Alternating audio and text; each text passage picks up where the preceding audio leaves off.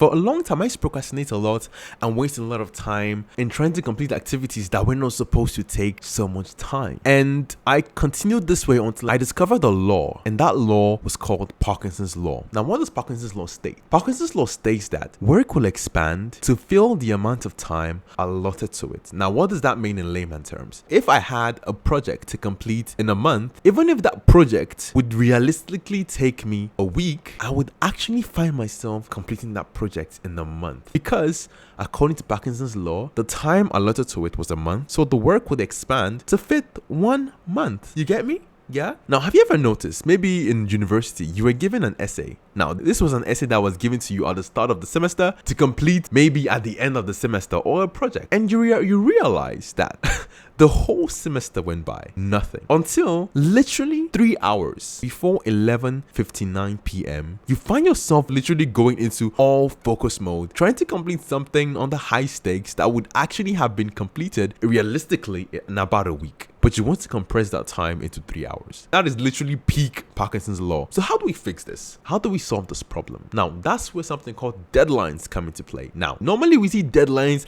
as this dreaded thing we need to fear that gives us hypertension and stuff. But actually, you can actually use deadlines to your favor. When instead of actually spending 1 month doing that thing, you can actually decide to spend 2 weeks doing that thing. And if you have a project or an essay that you think would take you about a week to complete, you can set a deadline to complete it in 3 days. In this case, you are literally using Parkinson's law in your favor and not letting it lead you into situations that could literally lead to a high blood pressure. So make deadlines work in your favor.